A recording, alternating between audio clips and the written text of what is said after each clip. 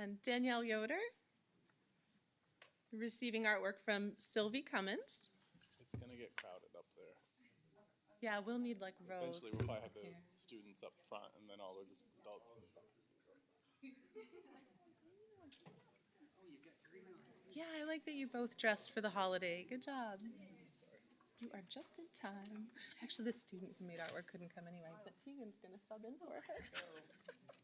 Great. But I wanted to keep the assignment because it's from Danielle's student. Okay, Chris Merritt. You're receiving artwork from Reese Fisher.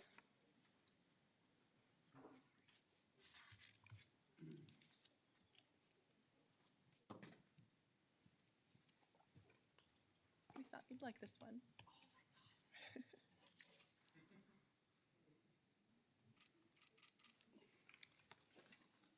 And Jackie Saylor is receiving artwork from Maya Yavea, who unfortunately couldn't join us, but I'll be in the background of your photo with your artwork. Randy Brown, because all the work you do is so collaborative, we thought we'd give you a collaborative art piece from two middle schoolers, Emily Ritchie and Athena Such.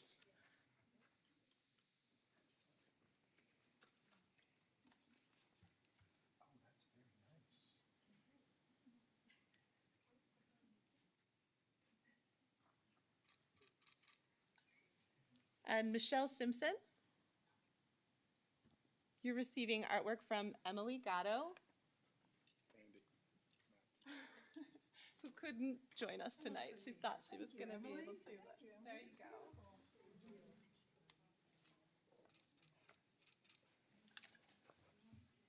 And Chris Rosenblum, who you may have heard from very recently, is receiving artwork from Sydney Wysong. Thanks for that call this morning, Mr. Rosenblum. Always appreciate it.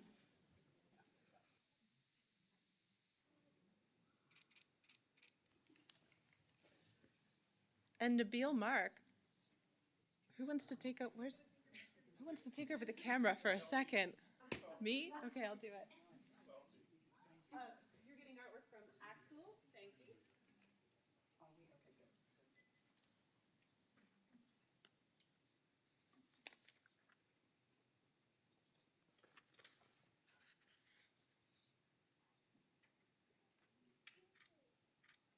Thank you. All right. And then Lynn Tressler, the board secretary who helps me pick this night and get everyone together and get my artwork back from the previous year, and I'm so grateful. She's getting artwork from Riley Alquist. You're gonna like this one. You don't trust me? You teach photography. I was in focus, the last one, I promise. Get up there for the. So everybody has to get inside the horseshoe. It's gonna be crowded. Put the students up front have the students. Students in the front? Yeah. Okay. Let the students hold the artwork up front.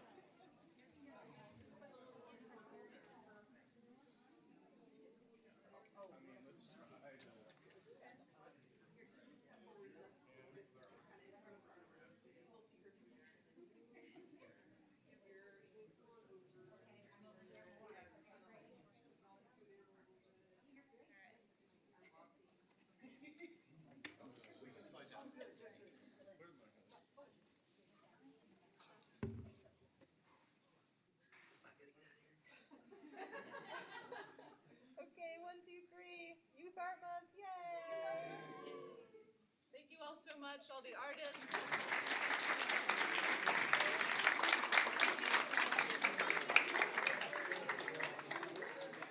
And families, thank you so much. I'll meet you with that. Where's with your dad?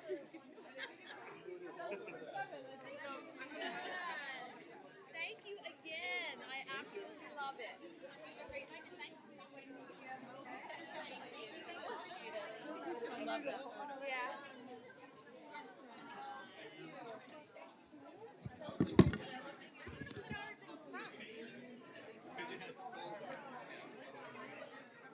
Yeah, it's not really on there very much. I know. about your college days. I know about them too. He's told me all about it. Yeah, I got one. I mean, Dad. That was cute. his admissions to me when I was in college were like, don't tell me this. Yeah, You're like, Dad. Kind of really, we tried. TMI, I buddy, get new frames TMI. every year, even though they're really cheap frames, they're still. Oh my gosh, it's so good. So I mean, I have a second batch. That as long as I get enough back. Thanks for having it. I'm sorry that Danielle's students ended up having to cancel, but.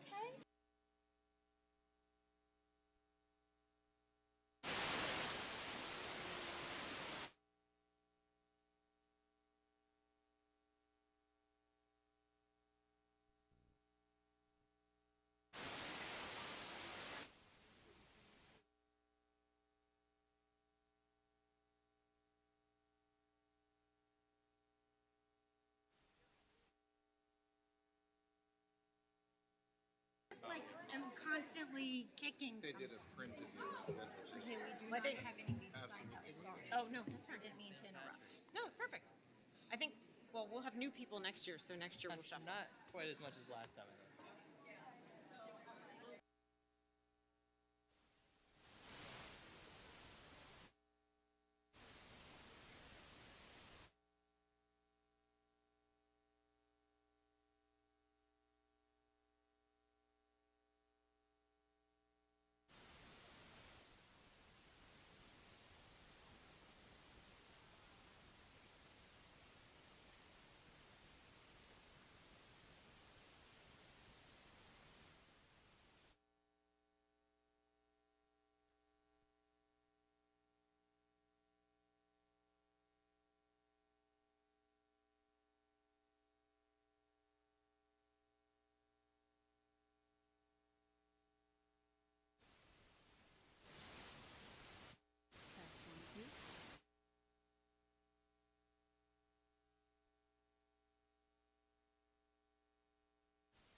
We have a special presentation.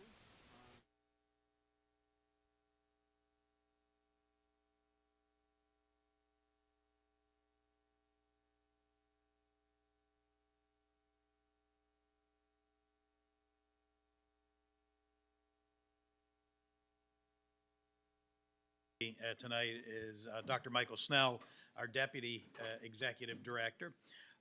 And we are both retired and recovering school superintendents. So when we pulled in the parking lot tonight and saw the long line to get into the school board meeting, we had a little bit of PTSD. We were like, oh my gosh, what did we get involved in? And then we saw that it was student art night and all the great things, and we remembered, oh, that's what we miss about board meetings.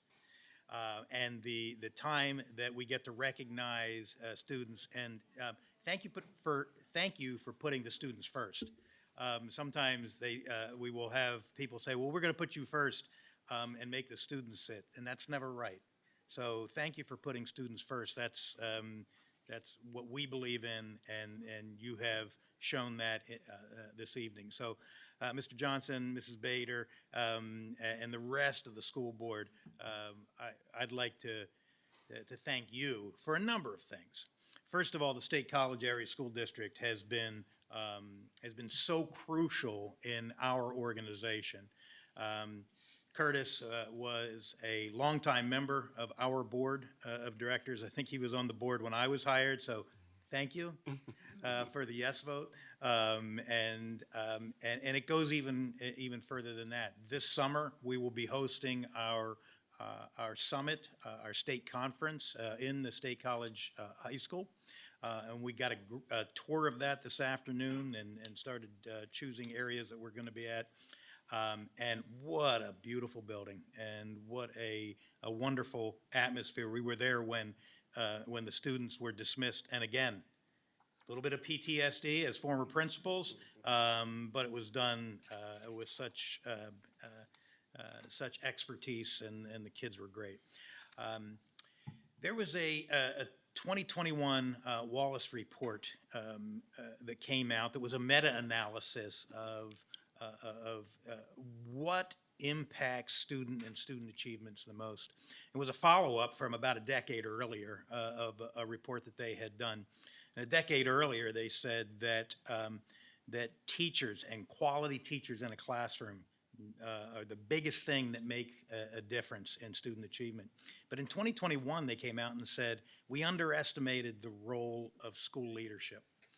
And it said that it's hard to imagine a greater return on investment than building up and nurturing wonderful school leaders. And State College has, your school district has proven that that it's important to you to have great school leaders.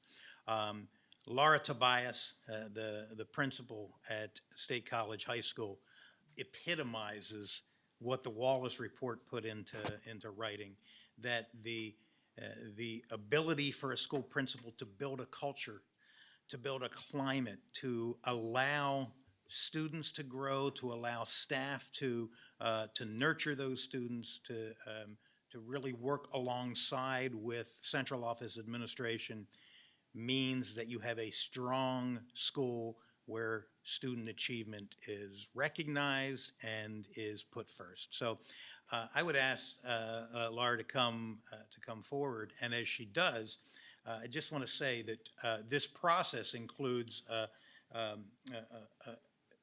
nomination in which she has to fill out a pretty detailed application. We do interviews. There was a site visit that was done here. Those who visited the State College High School just remarked on the number of things that are in place to care for students. Whether it be the Zen room, the supports that are put in place. It became so utterly apparent to them that you have the best that there is in the state of Pennsylvania. So at this time, I'd like to recognize Laura. We are going to simply present to her tonight a certificate. We're going to have a dinner in her honor at a place that I've been trying to get into a long time, Gigi's. I come up to the football games and I can never get in there because it's always packed, but we're going to have a dinner in her honor where she's going to invite her friends and colleagues and relatives. But tonight we're simply going to present her with this certificate that says Laura Tobias is the 2025 Principal of the Year. In recognition of her outstanding and meritorious administrative service to her school and the youth of Pennsylvania. So Laura is a member of our association, but also a member of the National Association. So she will be recognized by the National Association of Secondary School Principals in Washington, D.C. In the fall. And this is just the beginning of Laura Tobias year. So Martin, get ready, because it's a long, drawn-out process, but it's worth it. Laura, thank you.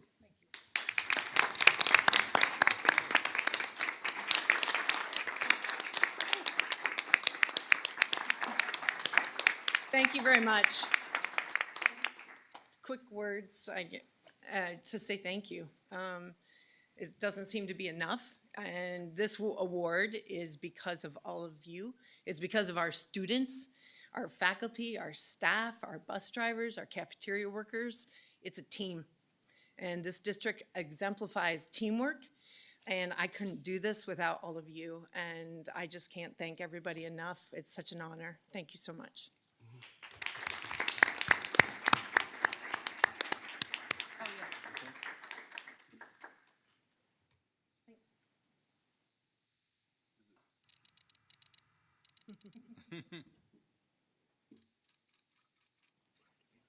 Cool. Thank you so much. Have a great meeting. One more picture. Neil. Oh. Oh. Yeah. Oh. Here, come on up here then. Us, all of us? That's you. Yeah. It's very sad, Aaron. Just.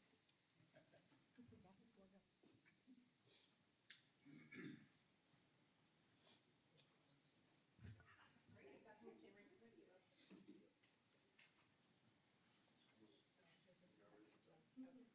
Squeeze a little bit. Oh, that's good. All right, here we go. Ready?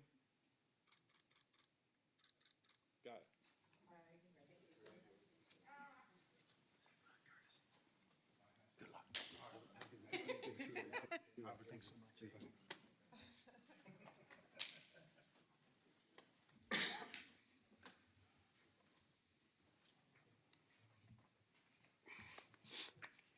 Woo! Has to be applause.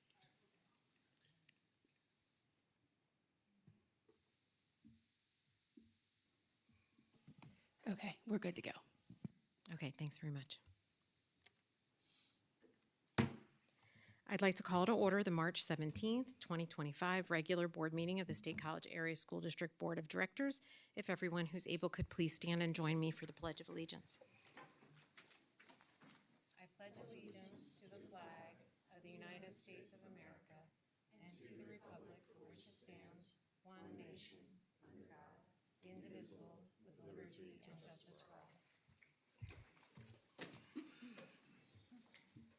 Thank you for your patience while we fix some technical problems this evening, and happy St. Patrick's Day. I'd like to extend a warm welcome to everyone joining, both here in person and remotely. Before today's meeting, the board held an executive session to discuss a personnel matter.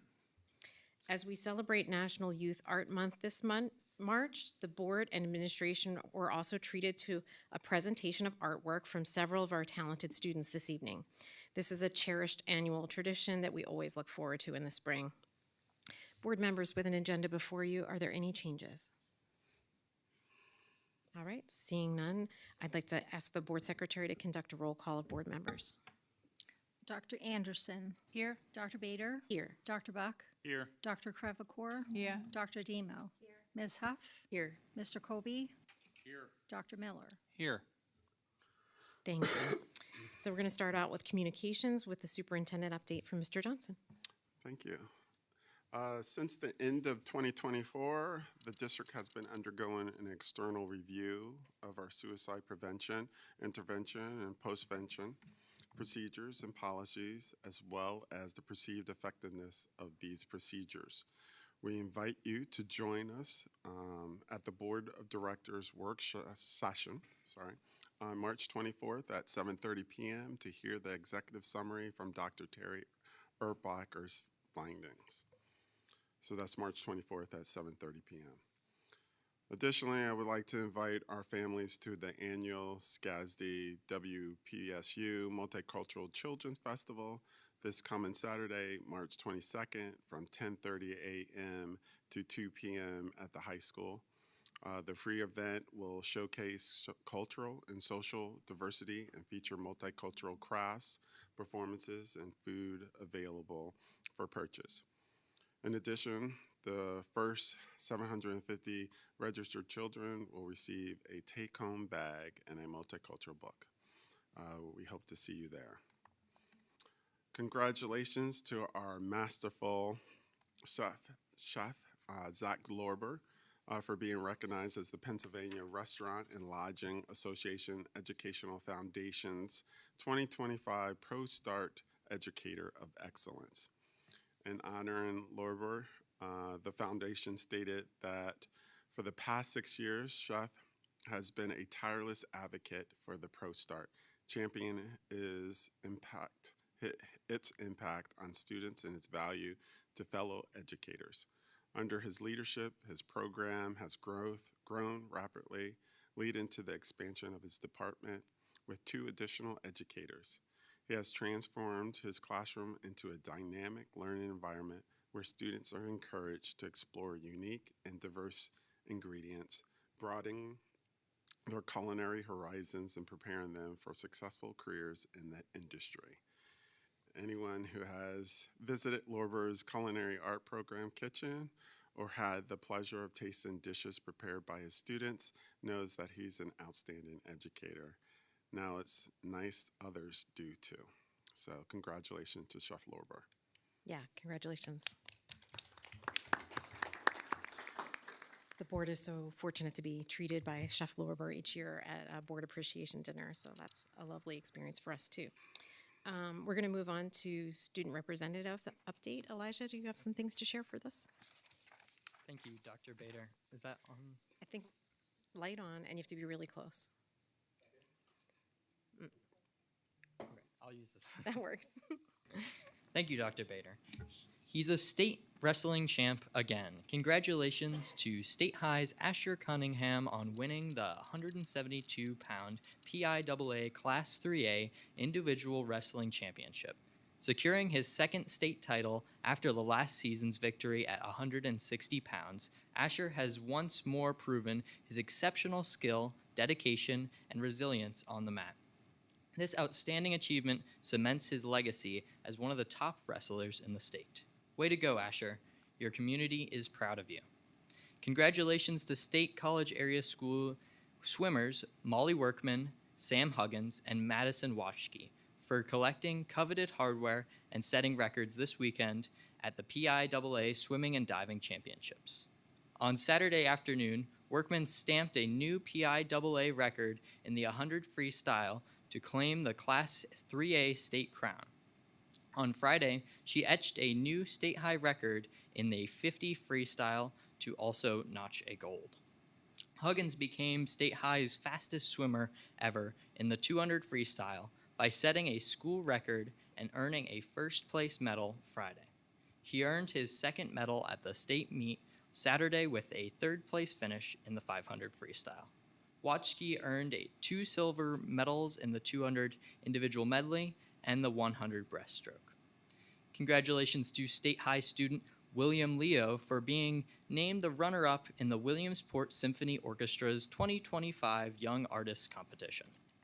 Against competitors from across the state, Leo placed second with a performance of Edvard Grieg's Piano Concerto in A minor, Opus 16. He has been studying piano for 12 years, winning first prizes at Pittsburgh's International Piano Competition and the Phyllis Triolo Music Competition. Thanks, Elijah. Those are all very impressive. We're proud of our students this spring.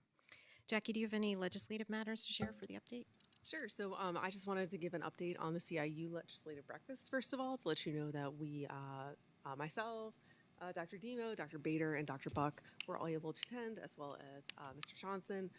We talked to our legislators about several issues, including federal funding, cyber charter reform, money for facilities, and I think there was a good dialogue. Does anyone else want to add anything to that? That about covers it, yeah. Okay. All right. I also wanted to put something on your radar, on everyone's radar, in terms of federal happenings. So I do want you to be aware of something called the Educational Choice for Children Act that has been proposed in the federal legislature. So this is not a bill, but it is a change to the tax code. And why is it a change to the tax code instead of being a bill? It's because that way it could be passed as part of the budget reconciliation process, which would mean it would only need 50 votes in the Senate. So what this bill does, not the bill, this change to the tax code would do, often referred to as the ECA or the ECCA, so you may hear it either way, is it would create a private national school voucher program in the amount of $10 billion with a B dollars per year. Those who contribute to the program would receive a 100% tax credit for the dollars contributed to the program, as opposed to a tax deduction. And the proposed legislation explicitly prohibits nearly all accountability measures related to how voucher funds are spent. So this is something for us to all be aware of, to potentially talk to our federal legislators about. And so you'll probably be hearing more about it from me individually, but I wanted to at least put on your radar, if you hear about the ECA or the ECCA, this is a national voucher program that is being proposed. So Jackie, it was not part of the recent continuing resolution that was passed? No. It would be potential future. Yeah, future budget reconciliation Okay, processes. just wanted to make sure I was clear. So we've still got some time because of that continuing resolution that was passed. Correct, which I think expires in 6 months. In the fall. In the fall, okay. Center Council Region of Governments Liaison Report. Peter, do you have anything to share? I do not. All right, then we'll move on to public comment. Each individual will be allotted up to 3 minutes for items related to board business that are not a consent or action item this evening. For those items, public comment will be held just prior to voting on that item. Do we have anyone online that'd like to join us? We'll start there tonight. Okay, if that changes, if anyone online wants to make a public comment while we're still open, just raise your hand in the Zoom function. Anyone in person that would like to make a public comment? I think Ms. McGowan is going to join us at the podium.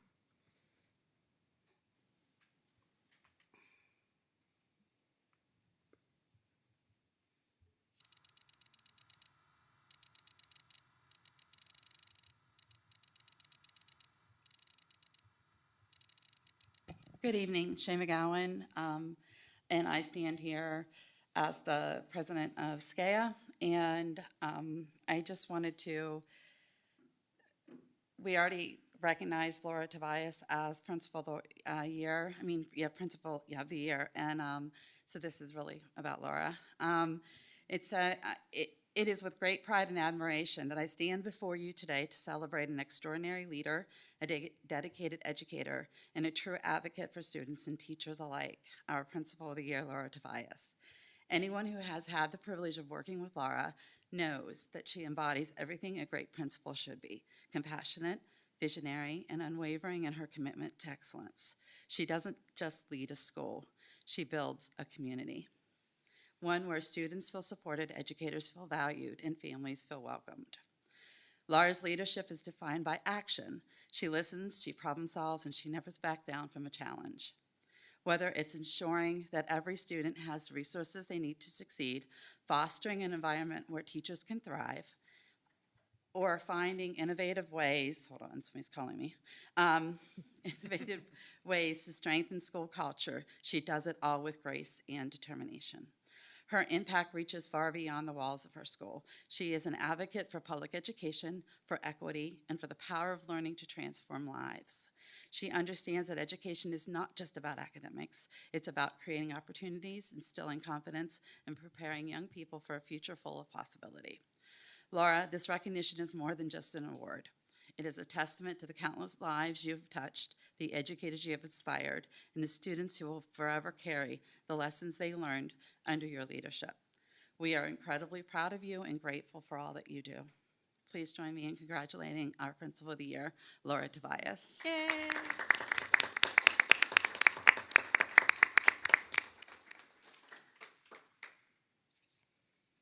That was lovely. Do we have anyone else in person this evening to make a public comment?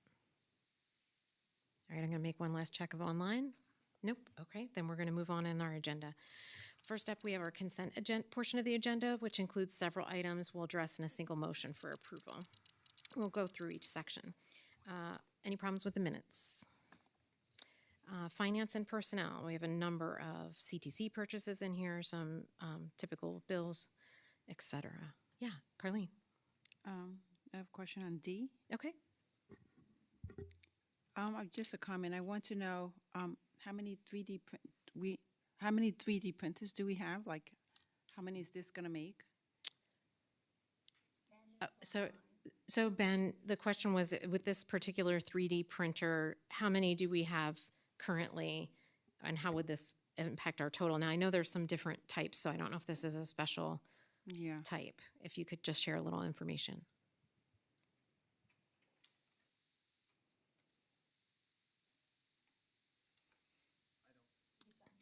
He's unmuting right now. Oh. Okay. Yeah, can you Hi, Yes. Ben. hear me okay? Yep. Yes. Yeah, so this is going to be replacing a 3D printer that we bought about 10 years ago. And it's just getting to the point where we can't get the software updates and things that we need. So we'll be replacing that item. All right, thank you. I thought so, but I wanted to kind of have an idea why we were getting another one. No worries. Thank you. Other questions in the finance and personnel section? I do. Sure. I'm sorry.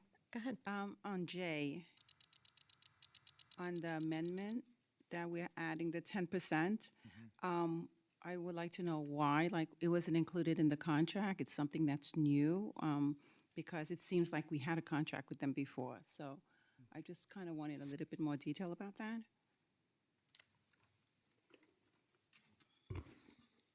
So Michelle Hammersley Quick is on tonight as well virtually and may be able to add.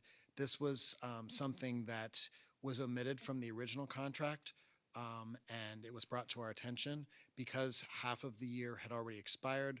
we negotiated with with Ignite that the first half of the year would have to stand as it was originally written, and but the second half of the year we would amend the contract and pay the additional $1,100 or 10%. Sure. Any others? Okay. Anyone else? Yeah, Dan. I just want to thank Jackie and Aaron for stepping up and being our representatives to the Center County Solar Group. So thank you for that. Agreed. Appreciate their putting their time to that endeavor. All right, instructional programs. We have some trips. Nope. Yeah, Carlene, that's okay. Oh, and I think it might be a mistake for the first one, because if the student raised funds $4,300, then the total cost would be decreased, and I think that was added on. So unless I'm reading it incorrectly, I think the total cost should be about $24,000. Oh, I see what you're saying.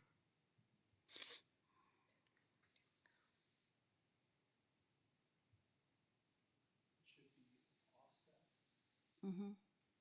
Is that correct? Should be an offset. Yeah. That's all. Okay. We'll make sure that gets corrected. Anything else from trips? All right. We have routine physical plant service contracts. Any problems or questions in that section? Okay, great. And then finally, we have several policies that we've reviewed at previous meetings. Any corrections or changes there? All right, excellent. Then I'd like to call for a motion to approve the consent agenda, items 6 through 10 as presented. So moved. Quevecourt, second. All right, that's been moved and seconded. Last call for questions or problems. Okay, any public comment on the consent agenda?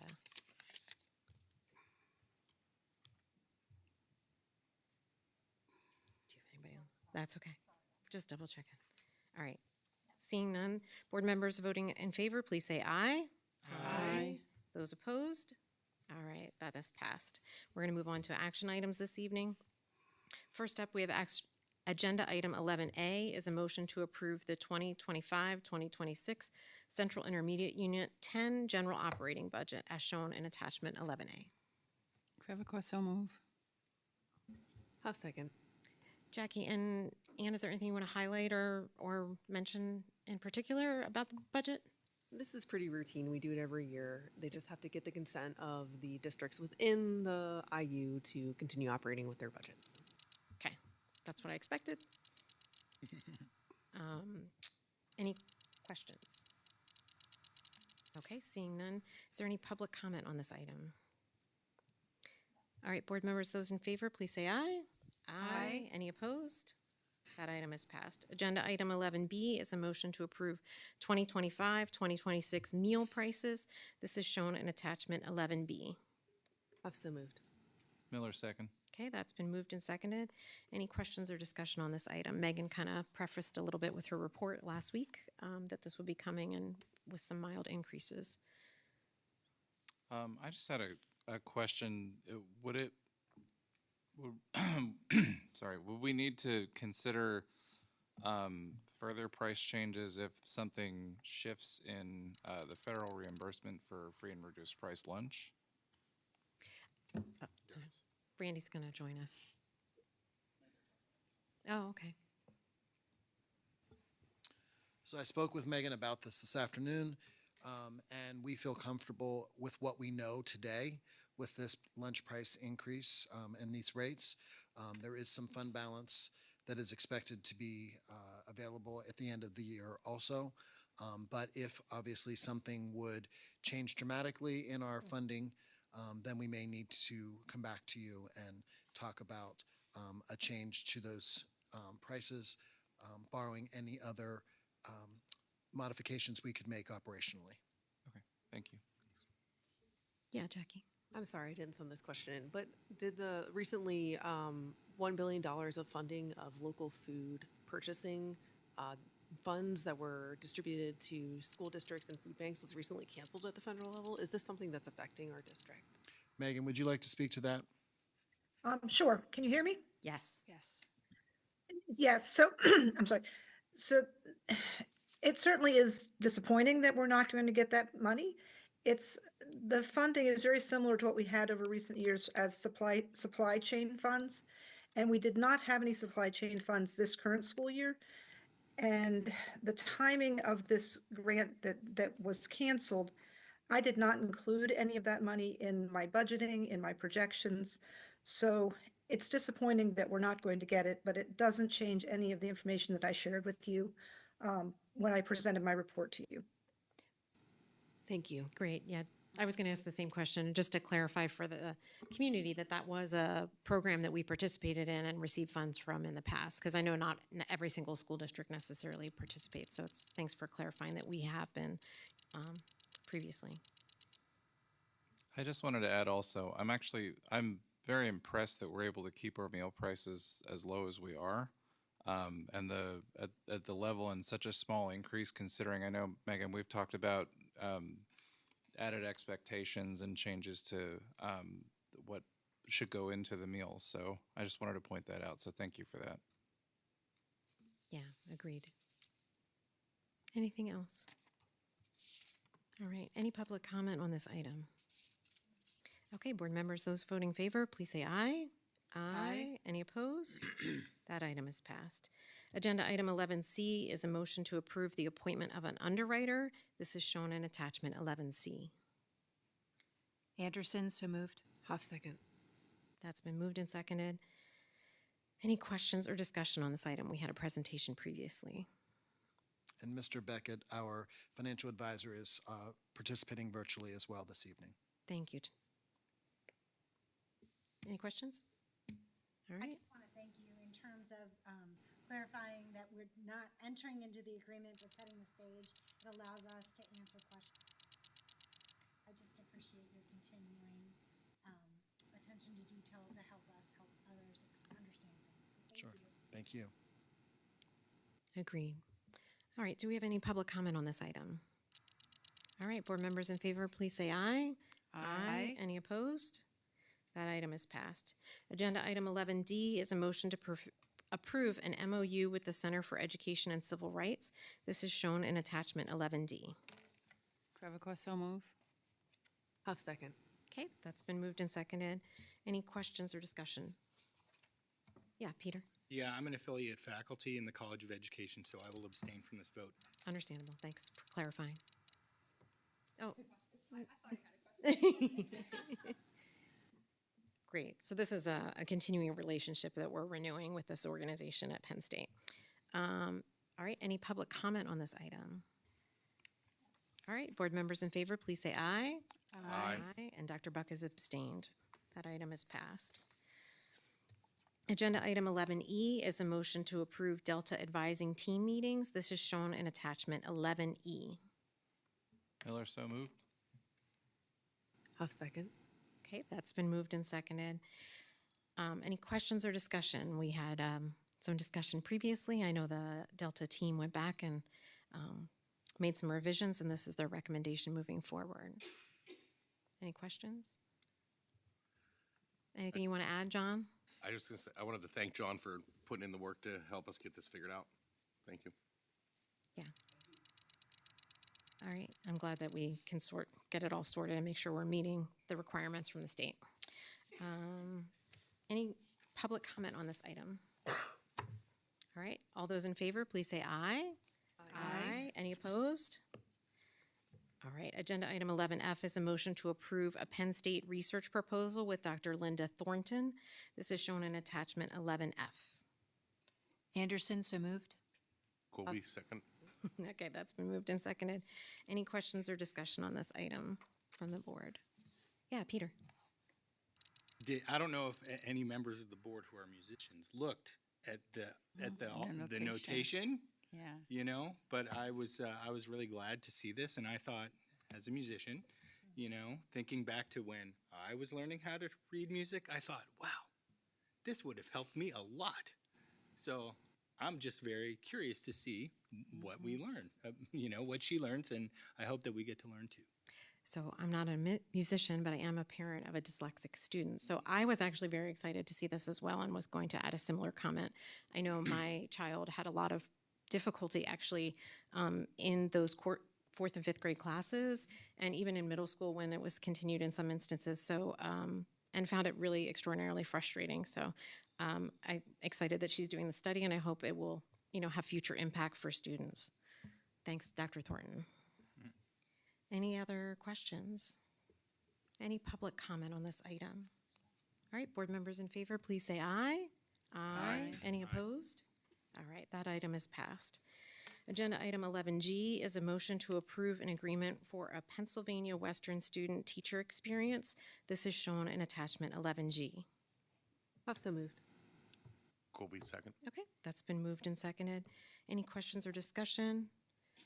I know I didn't realize that this was a part of the Penn State conglomeration that had happened. I didn't know that was the name, Pennsylvania West. So this is Clarion, Edinburgh, and one of the other satellite. California. Yeah, California, that's right. So I'd look that up because I didn't know who it was when I looked at it. No questions? All right, any public comment on this item?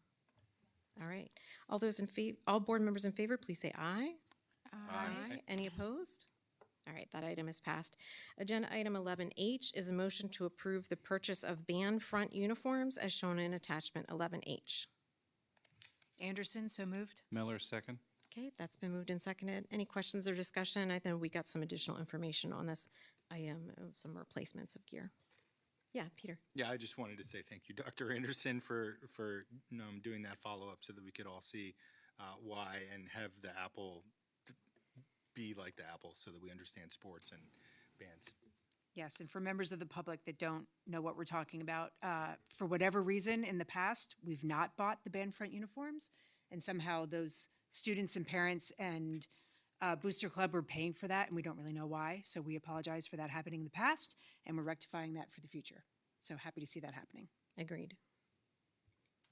Any public comment on this item? All right, board members in favor, please say aye. Aye. Any opposed? All right, that item is passed.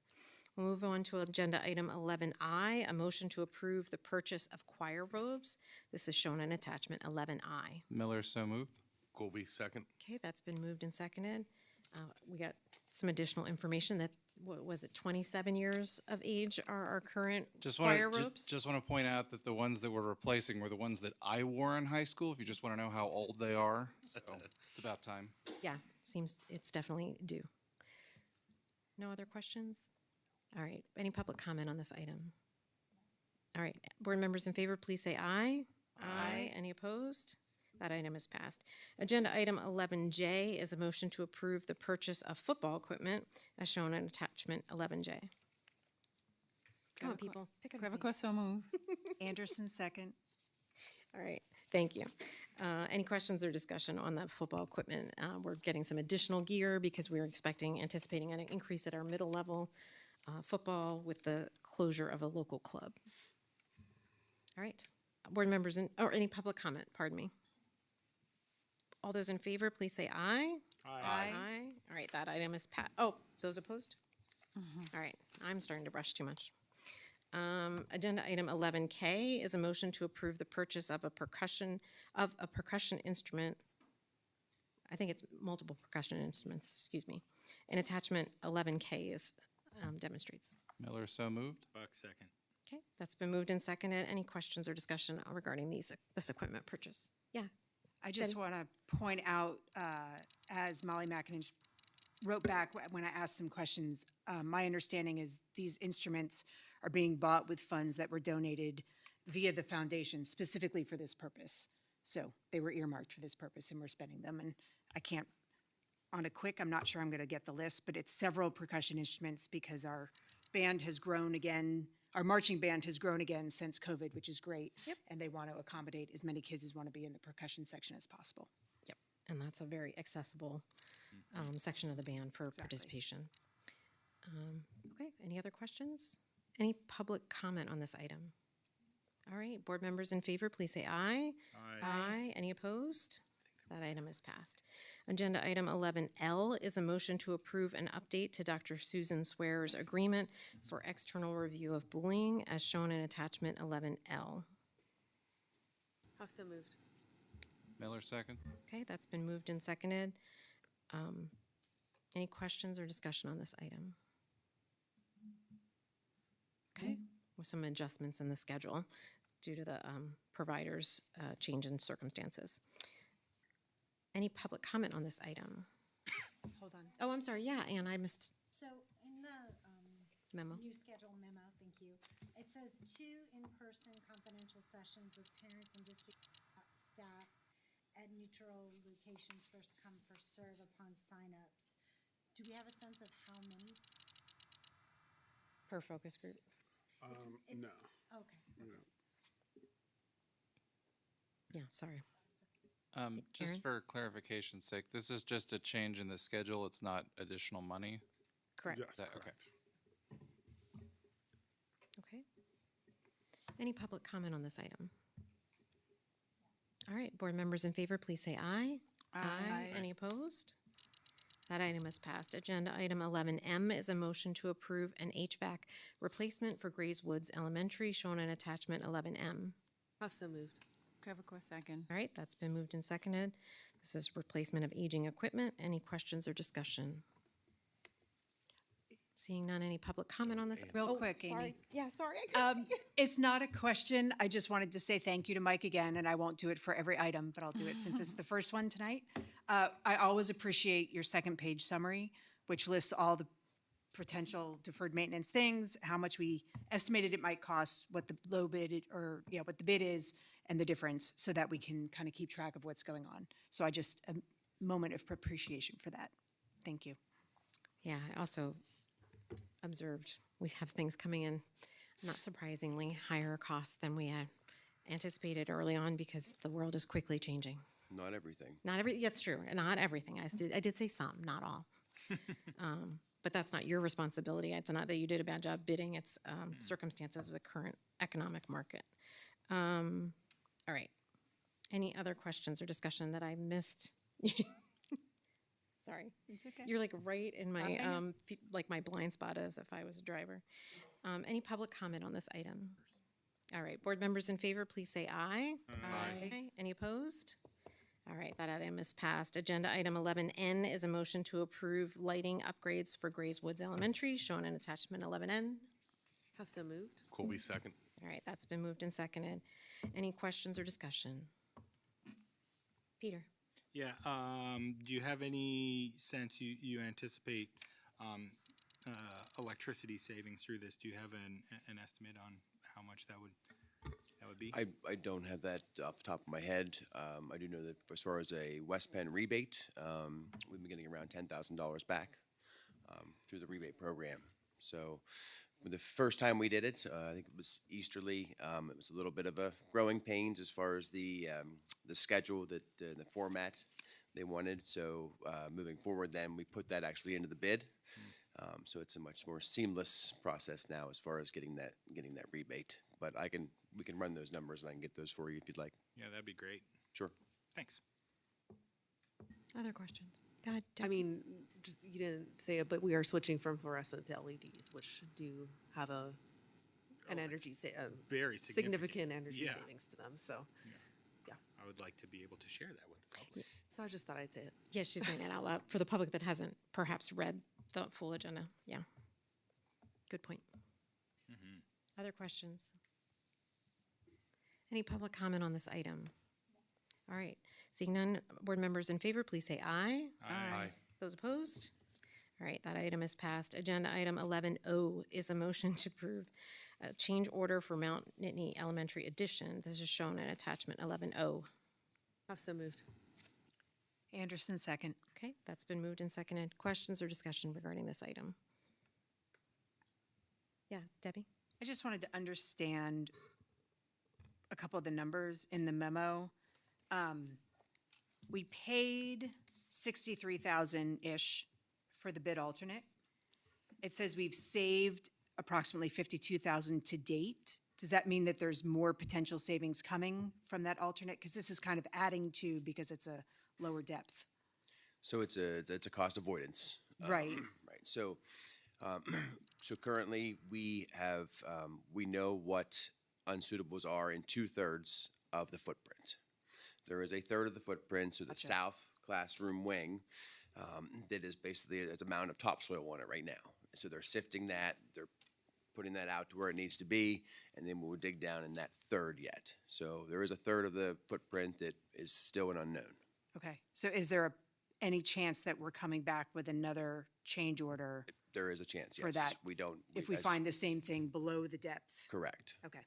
Correct. We want to That's put in there that the alternates, if we find unsuitables, it will be in both, it will be at least in design depth, Right. right? And it will show that the alternate was a good choice. Yep. Thank you. Other questions? Okay, any public comment on this item? Board members, those in favor, please say aye. Aye. Any opposed? That item is passed. Agenda item 11P is a motion to approve an air handling unit replacement for Mount Nittany Middle School. This is shown in attachment 11P. Trevor so move. Anderson, second. Okay, that's been moved and seconded. Any questions or discussion for this evening? Mike, will this be so I have one. It seems like we're doing HVAC stuff at Mount Nittany all the time. And so will this be hopefully, will we have the majority of things replaced at this point? I know we've replaced a couple in a couple sections in the last couple No. years. No, still more to come? So, predates me, when there was the issue, and, so there were rooftop units added, for fresh air. Okay, The actual unit vents within the classrooms, were maintained. okay. So they're still original vintage, and, at some point, it's on our radar, that they will need replaced as well. So Okay. these units serve the cafeteria and all-purpose room. Gotcha. I didn't realize the COVID, the ones we did around that period were adds, not replacements. So Correct. that's good to better understand, for me at least. Any other questions? Any public comment on this item? Board members in favor, please say aye. Aye. Any opposed?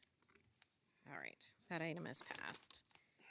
Agenda item 11Q is a motion to approve north parking lot expansion. This is at the high school campus, as shown in attachment 11Q. Have so moved. Miller second. All right, that's been moved and seconded. Any questions or discussion aside from maybe some applause? At least I know those students will have some applause for it. All right. Any public comment on this item? All right. Seeing none. Board members in favor, please say aye. Aye. Any opposed? All right, that item is passed. Agenda item 11R is a motion to approve HVAC replacement for Park Forest Elementary, shown in attachment 11R. Anderson, so moved. Colby, Trevor sec- second. Okay, that's been moved and seconded. Similar scenario, replacing aging equipment. Any questions for Mr. Fisher?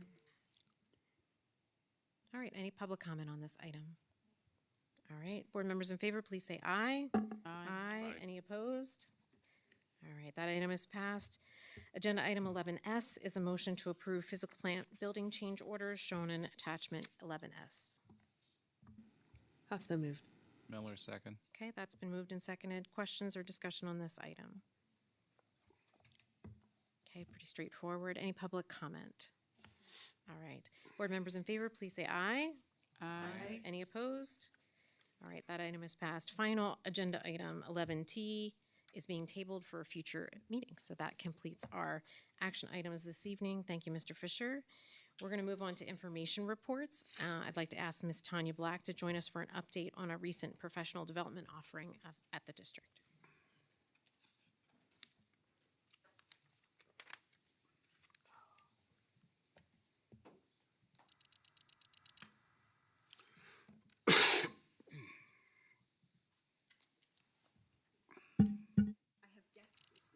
I thought you would introduce them for us this evening.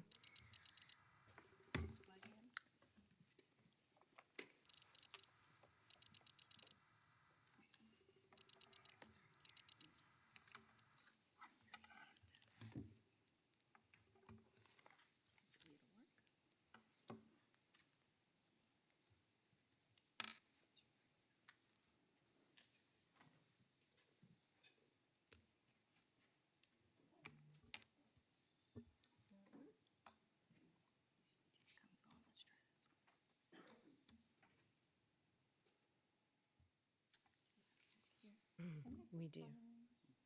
Thanks, Vanessa. Oh, it might be coming.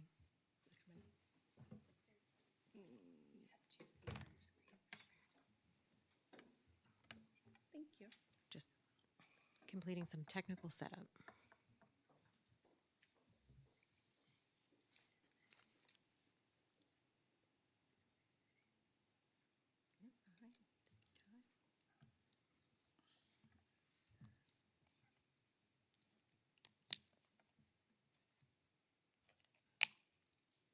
It's beyond my skill level. Glad you're here. Not working for me right now either. Okay. It's not recognizing it.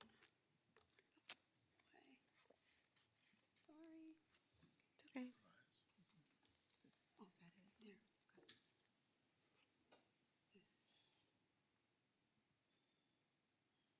No worries. Despite using almost the whole alphabet, we got through them pretty quickly. So There we go. Okay. Yay, there we go. Our hero once more. Thank you. So, good evening. I'm excited to be here with you all this evening, and I have special friends with me to my left. Kara Kulik, one of our wonderful Mount Nittany Middle School social studies teachers, and to my right, Erin Moon, our equity liaison for the secondary level. And this evening, we wanted to share with you one of our professional development initiatives that we've done. And Erin, you've been lead on this. and Tanya, you've been the foundation of this. Can you pull that closer? Sure. Yeah. At the middle school level, that's better. Is that good? So we wanted to share one of our professional development initiatives that we've completed at the secondary level and plan to complete at the elementary levels. And it is called Disrupting the Narrative, Navigating Difficult Conversations Using Speak Up SCASD. So our purpose of the professional development is to equip faculty and staff to address bias and foster inclusive spaces. So this evening, we're going to provide a summary of the training and the professional development rather than engage you in the professional development for the sake of time. So we'll focus on these ideas of addressing bias, working with the framework for speaking up, and on the Speak Up SCASD initiative, which you've been the cornerstone of. Thank you, Kara. All right, so next it's you, Erin. So I'm going to slide this over without making noise, hopefully. Can everyone hear me? Excellent. So in my description, the importance of addressing bias, this came from an edweekly.org link, but it basically stated that students of color are more likely to face disciplinary actions than their peers. It also stated that our words and actions can shape a school culture where all students can feel valued. And staying silent perpetrates the harm, but addressing the bias builds the equity. And so the framework for addressing these comments we'll see as follows. We want to pause and center the conversation on empathy. We want to use open-ended questions to unpack that bias, provide a learning moment or an alternative perspective for whoever is having the conversation, and then reaffirm the values of inclusivity and respect when we're all done. And so this is a quote that I've used with my students and other staff members, but my favorite letter of the alphabet is Y, because the more we understand what's going on, the better we can do to fix it. And so this was a screenshot that I had found as well. And so it was a statement that states, "You're too sensitive, it's just a joke." And upon going over this, this shows a microaggression or similar to a way that you can kind of negate someone's feelings when they're using a racist comment. And so this phrase ignores the reality that racism exists.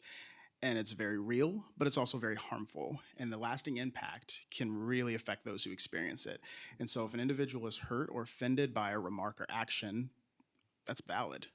The racism is not considered a joke. It's considered an attack on someone else. Thank you. So at the at the end of last school year, Mount Nittany's REACT team, we compiled a report. It was a year at a glance. And after looking at the data, which included about 54% of REACT cases being in the form of either written or spoken communication, we thought that we wanted a way for teachers to have strategies to immediately intervene when they witness or overhear harmful remarks that warrant a REACT report. And I have also personally heard feedback from colleagues about expressing that they wish they had a similar card to the one that we received whenever we had restorative practices training. This way, they can have something that's easily accessible that they are able to use as a reference or a reminder when they encounter a situation. So we created this card. It was provided to teachers both in the card form and also as a half sheet so that they can either post it by their computer or their desk or even in their lanyard. And then before spring break, we also completed one of our No Place for Hate lessons by teaching students these 4 strategies because we just felt that it was really important to empower students with these strategies as well. And so I'm just going to briefly go through each one, including the actual phrases that can be said when using Speak Up at school. So first off, we have interrupt. So this is when people speak up against every bigoted and prejudiced remark every time, without exception. And so sometimes it may not feel like the best moment to fully address when a comment is said, but some sort of acknowledgement is necessary because we want students to recognize that we are creating a culture where they can feel a sense of safety, like these things will be addressed. And so it includes phrases like the ones on the screen. The next one that we have is question. And so this is when someone asks simple questions in response to hateful remarks to find out why this speaker made that offensive comment, and then just gauge how to address the situation and move forward from that. The third one is to educate, and so this entails explaining why a term or a phrase is hurtful or offensive. And it's also encouraging the person to choose a different expression. So one thing about this is that hate isn't necessarily behind hateful speech. Sometimes ignorance is at play, sometimes a lack of exposure to diverse populations or perspectives is at play, so we want to recognize that. And then lastly, we have echo.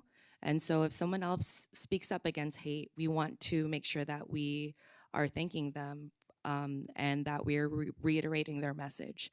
And one person's voice is a powerful start, but when many people come together, then we can create change.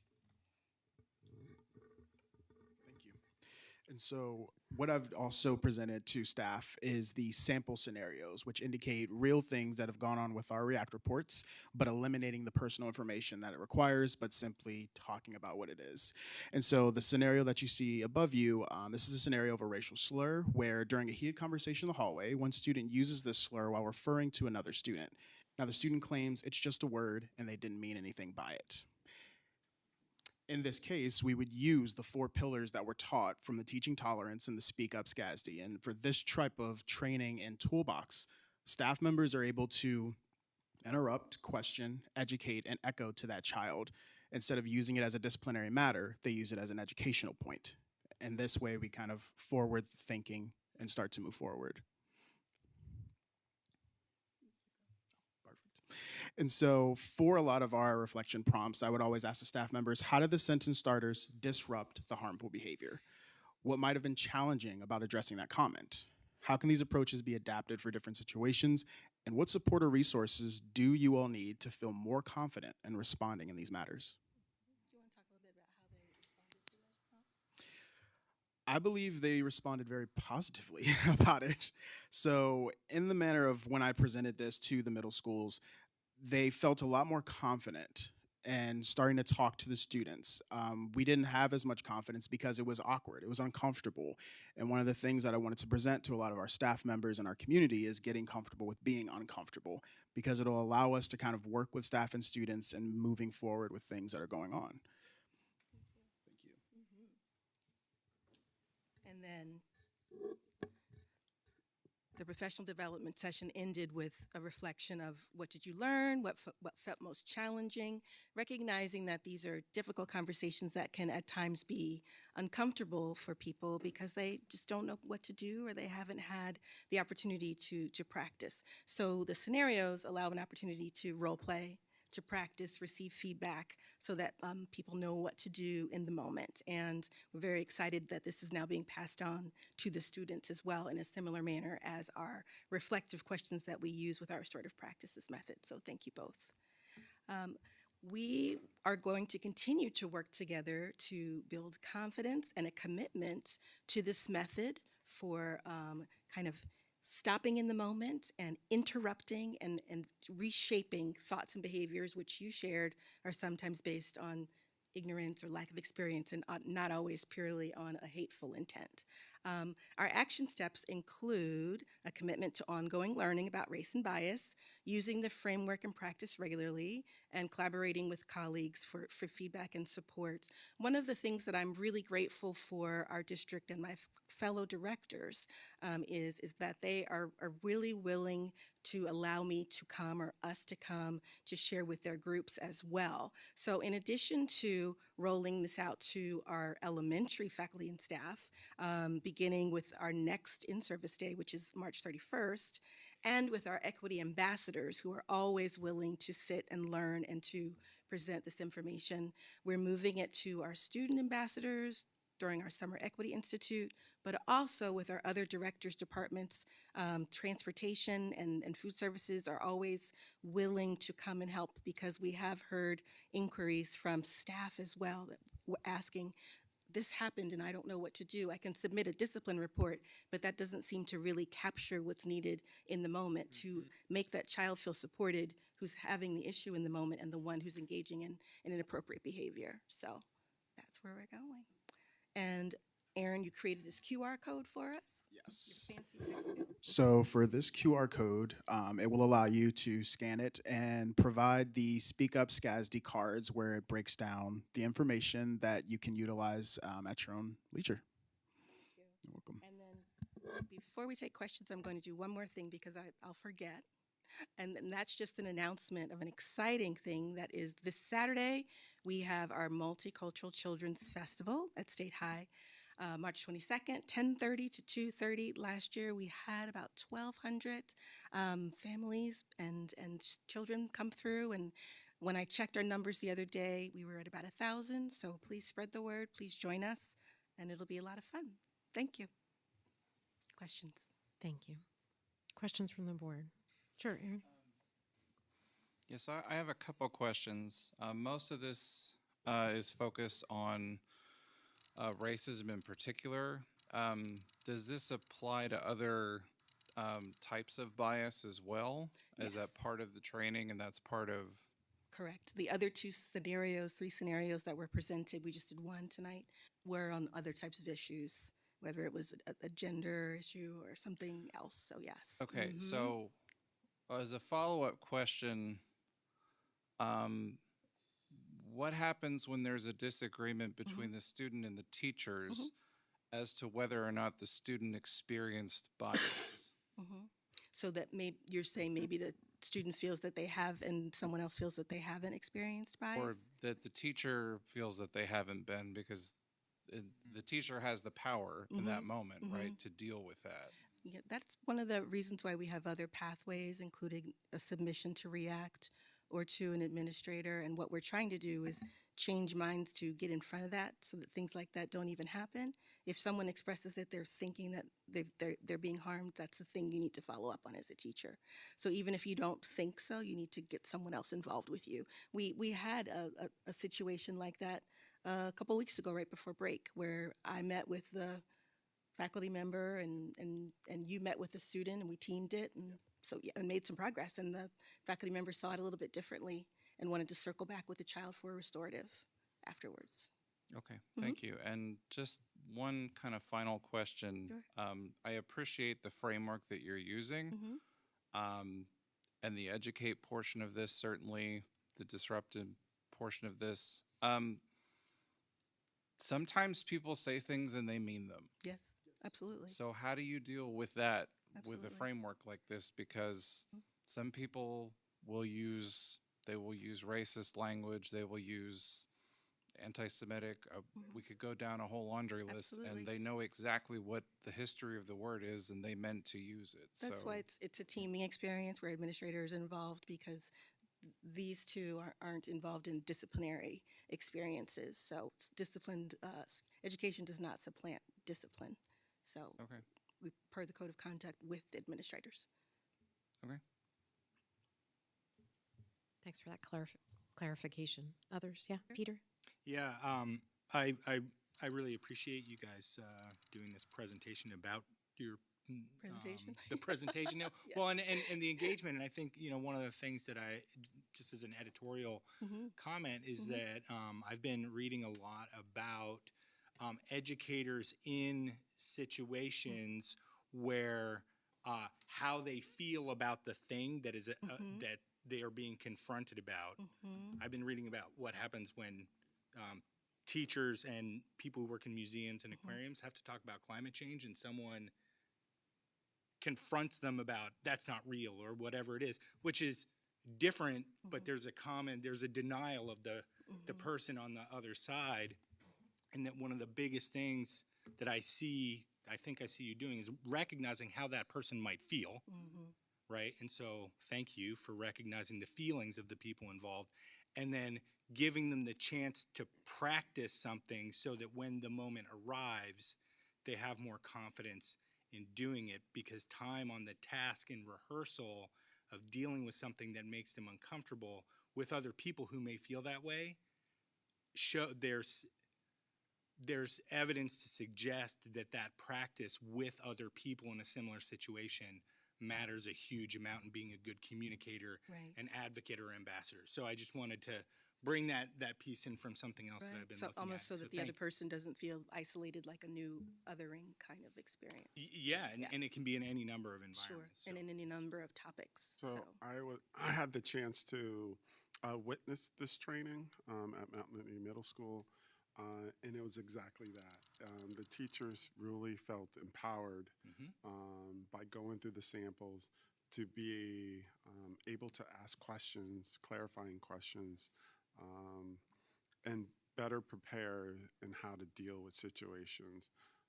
I think some of our teachers might shy away from certain scenarios, not knowing how to address them. But this provides the opportunity for them to really work through these scenarios. So, thank you all. And Dan? I guess I would add, I think it's also important that our staff and our faculty know that we support them doing this work. I think that's a big inhibitor sometimes for adults. There's a lot of societal discussion about what's appropriate for a school and not a school, but the fact of the matter is we have 6,800 students that we need to feel are all included, or all need to feel that they're included in order for them to be happy, healthy, and able to thrive. So, and that means, and also learn. So I think that's really important, that I think being explicit about training these skills not only equips them, but also reinforces the message that you can do this work and we will support you and have your back in doing that work. So I just want to explicitly state that out loud. Thank you. Dan. Yeah, just a few things. Thank you for bringing this today. I'm excited to hear that it's been working in the middle and high school level, and excited that you're taking it down to the elementary level as well. For the benefit of the public, can you just explain what an equity ambassador is and what grades are involved in that so far? Equity ambassadors are teachers from all levels. That's one type of equity ambassador. And then our student ambassadors are at the high school level. And what was the second part of your question? So you segued right into it. So the student ambassadors are going to be trained on this through the Summer Equity Institute, correct? Correct. We don't have any of those in the elementary level, correct? That's just middle and high school, the equity ambassadors, the student ones? In the past, we've had some 5th and 4th graders, and we'd like to pick that up again and grow in that regard as well. I think that's important too, just so we have this at all levels, right? I mean, from ground up through middle, be taking care of everything, right? And I would love if maybe in the future this could be modified in a way that it could be all school assemblies. You guys do a little roadshow in each building, you know what I mean, and do it as an all class assembly of some sort. Aaron will sing the 4 pillars. I think it's important to get out there, you know. So. Well, and I think you have a built-in system a little bit for 4th and 5th graders, at least at several of the elementary buildings. They have some student star ambassadors, so that certainly would be a little tap on the shoulder for those students in particular, aside from sharing it I made a little district-wide. tweak to align with star ambassadors with that in mind, of keeping the name ambassador, so that we have some consistency. So I'm thinking with you. Awesome. That sounds great. other questions, comments? Yeah, Anne.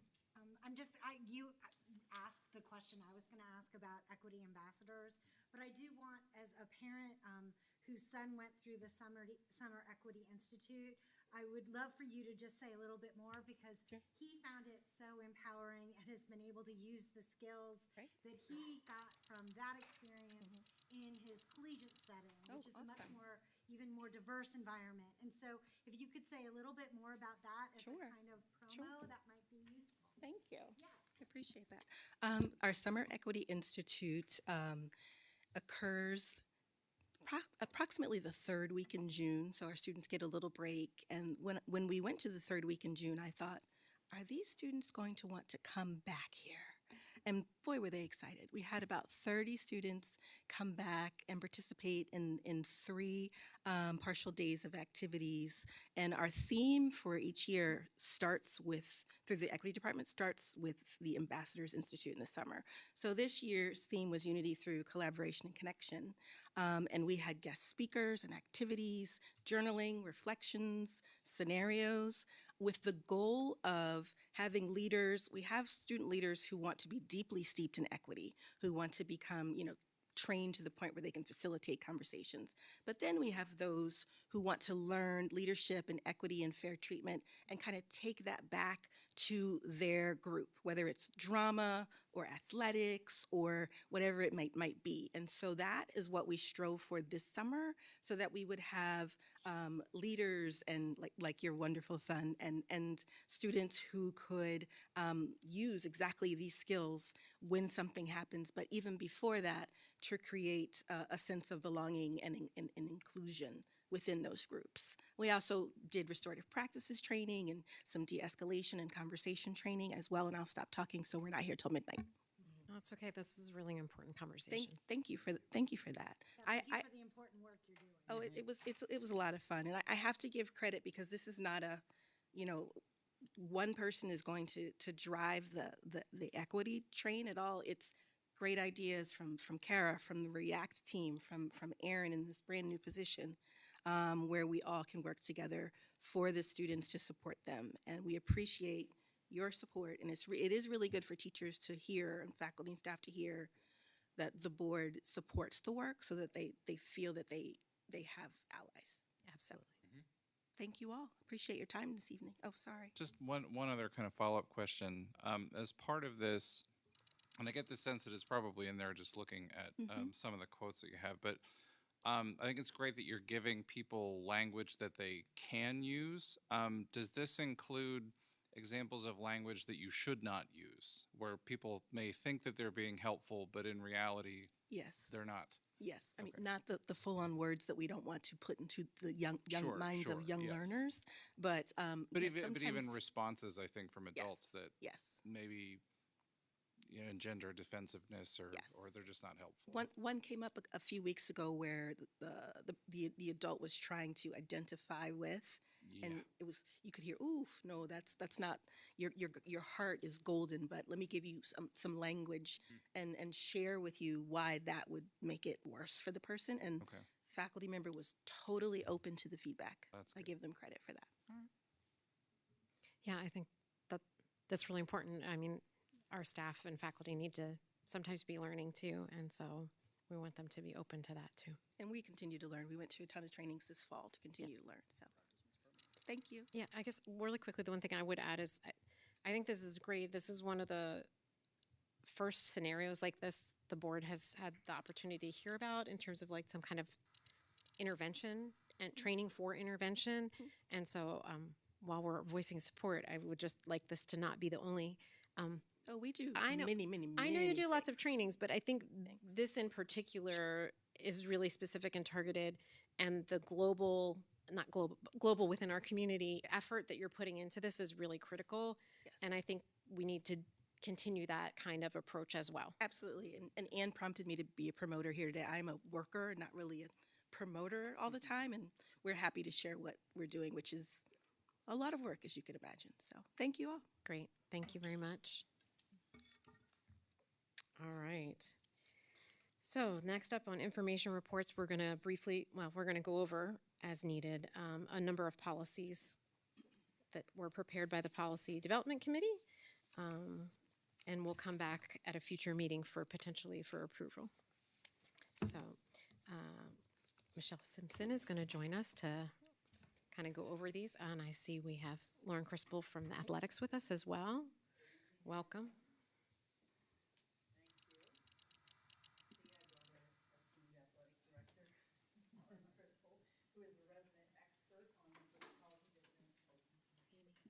Sorry, thank you.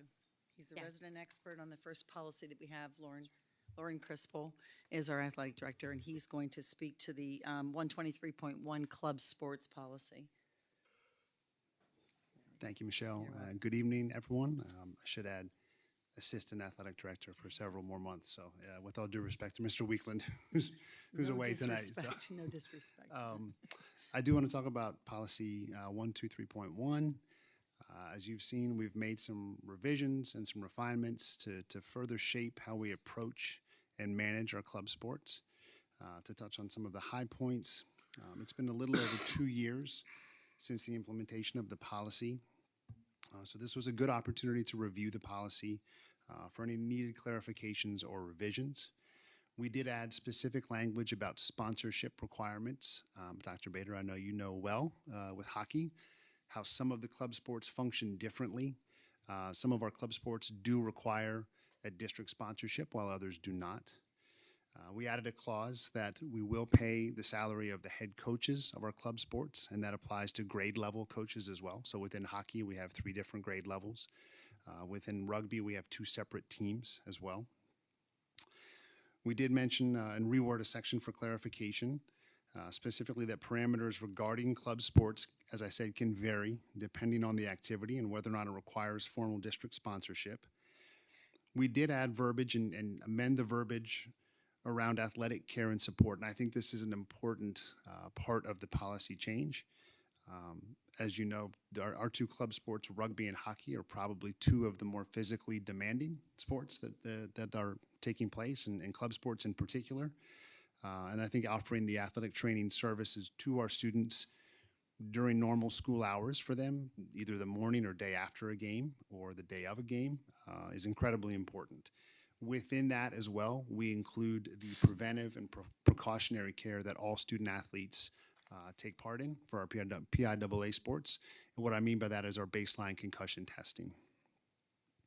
And then finally, one of the high points is adding a section regarding parent or booster organizations, and including that those organizations do not hold the authority to exclude or restrict participation of eligible students, and that they will abide by all the policies and district guidelines regarding discrimination, harassment, hazing, and bullying. I would defer to Mr. Johnson. I want to thank Jeannie Andrews, who I know is on the line with us, and I would defer to Mrs. Simpson if I missed any of the high points there before taking questions. No? Sounds like you covered it all. Questions from the board? Debbie. I'm glad you brought up the preventative care because I was wondering if it was more than just concussion testing. I'm not opposed to the general language because maybe we'll add something in the future, but I wonder if in parentheses we should put, for example, concussion testing to make it more clear because I wasn't sure exactly what you were referring to. And from what you said, I'm hearing right now it is just concussion testing. No, so we have provided concussion testing the last, I think, 2 seasons, I want to say. Maybe. I could be wrong, might be 2 or 3. I think what we'd like to add with this verbiage is that these students can go visit the athletic trainers. We have athletic training services provided by Mount Nittany Physician Group. We've had requests for students to come see trainers during the day. Typically, students can go during a study hall or at the end of the day after school. This would include athletic training services after school. Sure. Well, I guess my point is like that seemed to be covered under 1, and then 2 says all preventive and precautionary measures as indicated by the athletic department. So I'm really just asking, does that number 2 statement mean anything other than concussion testing? No, as far as preventive and precautionary, no, just concussion. Yeah, sorry. So Sorry if I I misunderstood would probably there. be specific then and just say concussion testing. I apologize if I misunderstood that. That's so. okay. But I agree. I'm glad that they will have access to the training services during school because I think that's really helpful. Yep. Yeah, and I appreciate that. Full disclosure for the public that doesn't know, I have a child in club sport and ice hockey, and the district providing that concussion baseline testing. They've been doing that regardless to this portion of the policy for a couple of years now, and that's really important and valuable. So that's certainly, I'm sure, appreciated. I have a couple comments, but I want to make sure anybody else on the board. Mine are a little bit just some mild semantics. One part in the, after the bulleted points, in the section about salary for head coaches.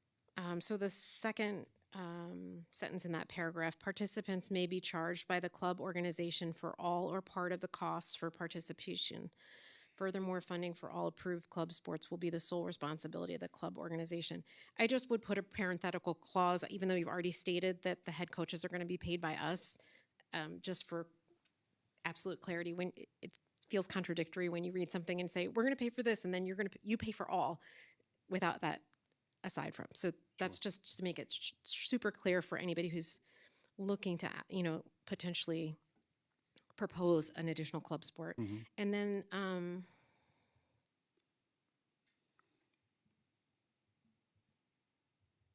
there was something I'm trying to, forgive me for recalling, there was something about the bylaw approval. I can send that later. That was, I guess, the selection, appointment, and monitoring of all personnel required to support the activities. I think that could accidentally be construed to be like the Booster Club board, which is not your intent. No. So I just think you might need some clarifying language there, that when you say all personnel, you're referring to, I don't know what term you would use, but, directly providing the athletic support or something along those lines, just so that part isn't misconstrued. I think those were the only two things I recall. If I find anything else in my notes, I'll forward it along. Anything else from others? Yeah, Aaron? I just had kind of a process question reading about the eligibility. So it says they don't have the authority to exclude or restrict the participation of any eligible students. The eligibility criteria are the responsibility of the district. So do we determine the students who are eligible and communicate that to them? Is it the club's responsibility to identify whether the students are eligible or not? I'm a little confused about how we make sure that we don't inadvertently exclude a student who would be eligible. Sure, good question. And I think we can look at the word eligibility in two ways here. One, it relates to academic eligibility. And we have our PIAA guidelines that all PIAA students must adhere to and must be meeting. That would apply to our club students as well. Okay. Second, and I think that's where this statement may offer some confusion, is that eligibility, I think, means not necessarily that you can't cut, but once you've made the team, they cannot exclude after cuts. They can exclude for various reasons. So in this case, eligibility would imply that they have gone through the tryout process. They have met the criteria or rubric set by the head coach. And once they've selected their roster, they can no longer be excluded. Would it be possible for us to spell that out a little more in these bullets? Just because I can see, if you have a lot of club sports, I can see a scenario if you've got a board that I don't even want to talk about any particular instance, but just for clarity's sake, so that students or families know exactly both that there's the academic criteria, but also that this eligibility comes post cuts, and sort of as a follow up, like what do they do if they're excluded, essentially? Sure. Yep. Okay. Other questions? Yeah, Debbie. I guess just to clarify on the eligibility after the roster's made, what you're saying is that the club sports team and the booster organization can't exclude a student, but we do have a mechanism by which if a student really misbehaves and doesn't follow the athlete code of conduct after certain steps with the athletic department, right? It would, then that student could be excluded from the team. Sure. So it's really on the, the that would- athletic director. Yeah, that would come from the to deal district. with That that. would come from us. Correct. Thanks. That's a good clarification that it's directly coming from the district, not from the coach independently Sure. or the booster club. That would be related solely to the code of conduct. Exactly. Any other questions or concerns? Okay. Yeah, because looking back while you were talking and reading, I think when you said that section about all personnel required, I think we're talking about any volunteer coaches, things like that. And so, yeah, might just want to be really specific and clear about. That's all I had on that one. So I think we can move on. Yes? All right. Thanks, Lauren, very much. Thank you very much, and good luck to the hockey team in the semifinals this week. Yeah, I'm going to be driving to Johnstown for a 9 p.m. game. Late night. Thanks, Lauren. Thank you. Okay, our next policy is 125, community education. And as noted on the draft policy, we had changes including adding authority and guidelines sections, just for more clarification on that policy. So if anyone has any questions or recommended changes on that policy? Looks like no. Okay. The next policy is 201, admission of students. And that authority section, we have specific age requirements for admission of students in first grade and kindergarten. We also added language to the first grade section regarding younger children who demonstrate readiness for first grade. And then language added to clarify that the board's not required to admit students falling under the minimum age requirement. So if anybody has any suggested changes on that, yeah, Carlene. Yeah, so we made the exception for first graders. Is there such an exception for kindergartners? What? I'm sorry. Danielle. For the age requirement by 6 years, but we says that if a child can begin earlier if they show maturity. That's for first graders. Is there such a clause for kindergartners? She's asking if they show readiness Just prior like- to age 5. No. She's saying the age 5 is the minimum. Right, but I think just because we made that exception there, because when I'm reading this, I'm saying, okay, you made an exception there. I just wanted to clarify that there's no exception for a kindergartners who show readiness. Sounds correct. No exception. Okay, but my question is, should it be stated because of the fact that we stated that for the kindergarten, the first graders? You see what I mean? When I'm reading this, I'm thinking, I think it's in there actually, because the board is not required to admit as a beginner any child whose age is less than the Less district's than- established admission age for beginners, which would be below 5. That was how I read it.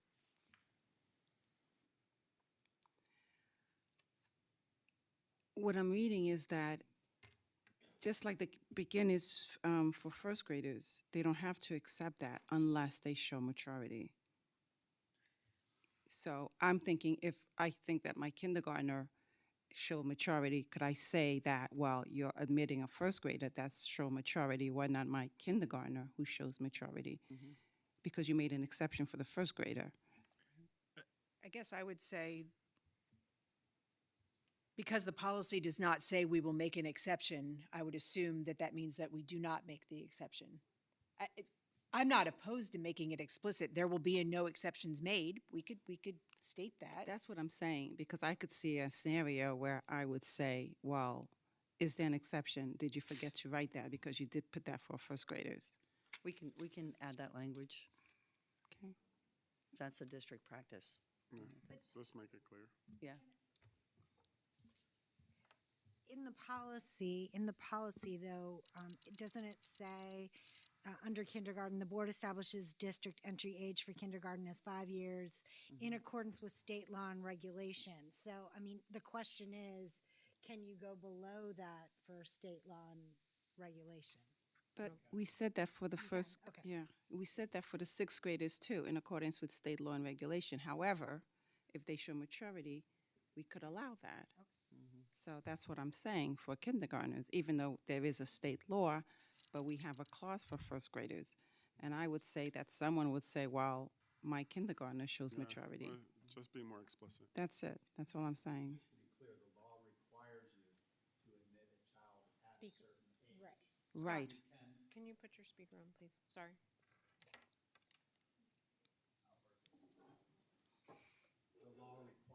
District to admit children who have reached a certain age.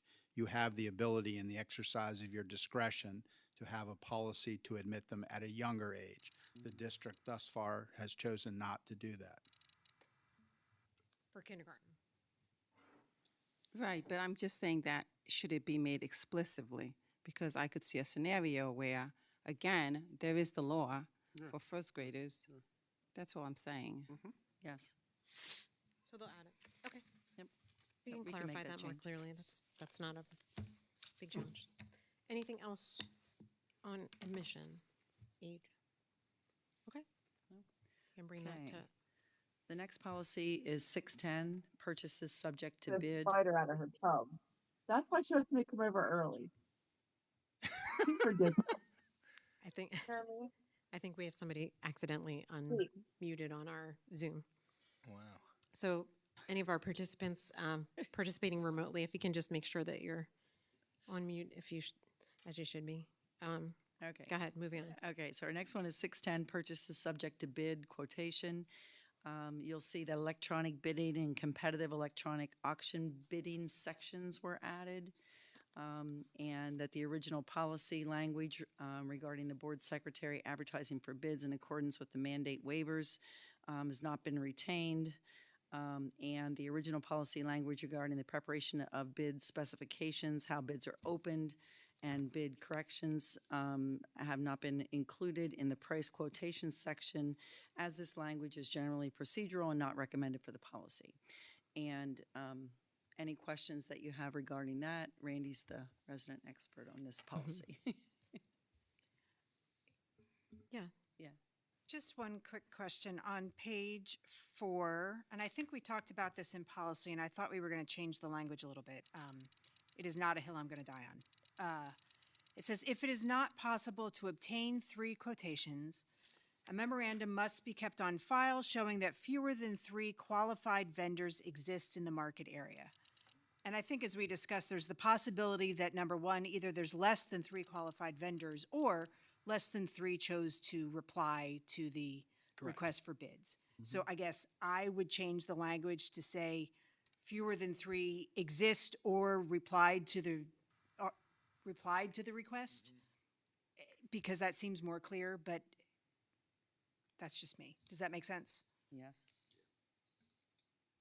I think it's inherent, but And maybe it is, and that maybe that's where we ended up when we had this conversation the last time. But for someone that's we can- not part of that process, can add the language. But I'm Thank just you. telling you, for those of us that do the Do it. work, it is it means the inherent. same thing? Yeah. Okay. Like I said, I'm not going to push it if everybody else feels comfortable. Either way. Thanks.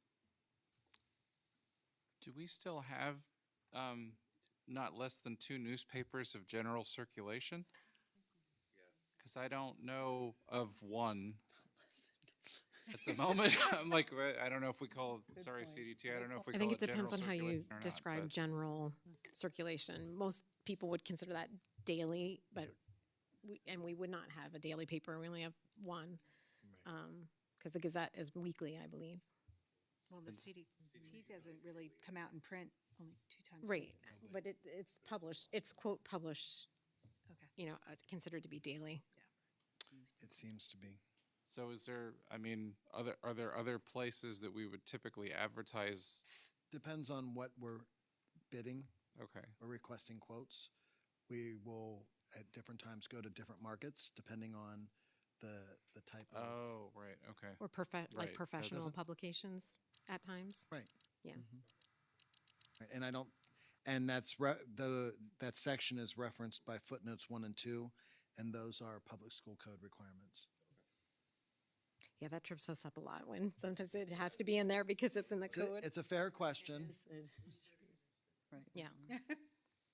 but again, an electronic newspaper can be Yep. suffice.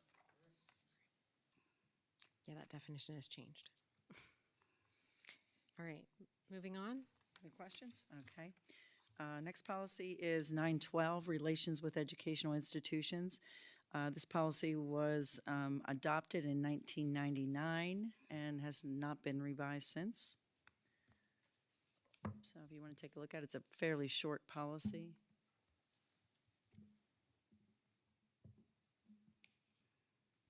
Yeah, we discussed in the policy committee a little, this is like appropriate for like, for example, some of the schools that we work with for external placement or the IU, things that, of that nature.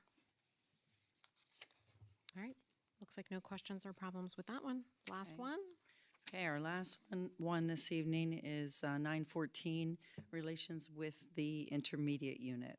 Again, this is a policy that was adopted in 1997 and has not been revised since then. So we're trying to catch up on some of these older policies. Fairly short one as well. Okay. All right. Nope, I don't think so. Anybody who's available tomorrow at 1:30, we'll have our policy committee meeting. You're welcome. Thank you. I'll be happy at an appointment, so I'm not joining you this month. Okay, so we're going to move on to board reports. We're going to start with the intermediate unit. I know we saw your budget tonight. You had the legislative breakfast. Anything else to add? Things are moving forward with the search. Closer. We're Moving building a forward. building and looking for a new director. And we saw the building. Site. Or by the site. Yes. So they're getting preparations for the building and working on a search for a new director. All right. Those are helpful things to know. SCASD Ed Foundation, have you guys had a meeting since we last talked? We have, yeah, we had, I've been to 2 meetings now since right? So the biggest thing is the Maroon and Gray, the 2025 celebration is coming up on May 2nd. You can purchase your tickets at scasdfoundation.org. Looking forward to having everybody there. The proceeds from the Maroon and Gray this year are benefiting Marty McDonough Class of '87 grant program. So super excited for that. It's also the 10th anniversary of the foundation, so it's another reason to come out and celebrate with everyone. We'll hopefully see you there. That's it. Yeah, and you would not know, but I believe it's Marty McDonough is the way that her name is. No, there's the way it's pronounced. But being we're going to talk about that fund a lot, I thought I would share so people are aware. Yeah, and I already have my tickets. I am prepared to go. Thanks, Dan. CTC Local Advisory Committee, Carlene or Aaron, anything to share? They're buying a 3D printer. I heard that. There's a rumor, I think, about that. I think it's replacing something, right? A broken one, maybe. That's the rumor. All right, Citizens Advisory Committee Liaisons, Athletics. No, not recently. Facilities, I don't think, Peter, we've had one. Finance, neither. We have not had one. Safety, health and safety, maybe? You did. So what would you like to share? It was actually an amazing meeting in part because Megan Schaefer talked about everything she was doing that happened during National School Breakfast Week, and so that was exciting. And then we also, Mike presented on some information in terms of physical health updates, and then some other exciting things is we Mike. more about the school counseling. Oh, I guess they need you to be closer. Go ahead. I know, but they said closer. Is it not? So it's not that. Is the light on? The light's never on. Oh, sometimes it's hard to see in the bright daylight. Okay, there we go. Now I'm going to move back. And we also got an update in terms of counseling, social work, and mental health. And the overview of the amount of hours and outreach was truly like mind-blowing. So just for the Helping Hands Pantry, given out over 2,204 pounds, collected over 2,000 pounds. And so it was an inspiring hour to spend with the people who are making a difference. So it was great. That's awesome. So And it was worth being loud about. it was worth being loud about. And I will just inject at this moment. I also attended the forum on mental health that Stephanie Beaver helped be part of. It was a conversation with people from Penn State, some local providers, Jana Marie Foundation, Pierre Montminy was there.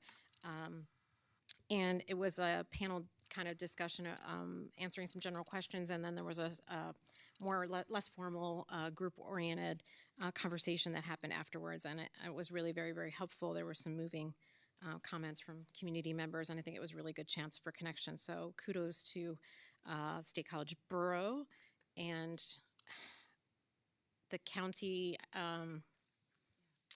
one of the county agencies, and I will say the name wrong, so I won't be specific, but they were lovely and very helpful with information as well. So that was a really positive and impactful event. Finally, FCAC's technology. No? Okay. So that concludes our agenda for this evening. Looking ahead to future meetings. Now, it's a long list, so don't start rustling and putting all your stuff away. March 18th, the Policy Development Committee is 1:30 in Panorama Village. That's tomorrow. March 24th, Board Work Session with Dr. Terry Erbacher, where she will present her report on the external review of SCASD policies and procedures related to suicide prevention, screening, assessment, intervention, and postvention. That's 7:30, and note the time, it's a little bit later than usual due to the availability of our presenter. That'll be here in the Panorama Village boardroom. April 7th will be Committee of the Whole, regular board meeting, 7 p.m. here in the boardroom. April 15th will be Policy Development Committee, again at 1:30 here in the boardroom. And April 21st, 2025, regular board meeting will be at 4 p.m. at Panorama Village boardroom. Why is that? Oh, that's not right. I was going to say, usually that's like a work session. So that's 7 p.m. So I misspoke. Let's try one more retake. April 21st, regular board meeting, 7 p.m. here at the Panorama Village boardroom. All right? Yes. Originally it was 7, and the presenter has a conflict that makes it tight for her, so she asked if we could start at 7:30. So yes, that is a change. That's why I said note the time for the public too. We'll have a little bit later start. All right. With that, I'd like to adjourn the State College Area School District Board of Directors meeting. Have a good night, everyone. Wait. We have one quick announcement, Adam. Our lovely custodian just popped her head in and said that for some reason the lights in the parking lot are not on, and she wants everyone to be careful as they exit. Okay, so for those that didn't hear that, just be careful in the parking lot. The lights seem to be out. I'm guessing that one of those power utility pools maybe fell over that we saw down the road. All right, we're adjourned. Good night. And if you have not signed your budget, CIU 10 budget, please give it to me.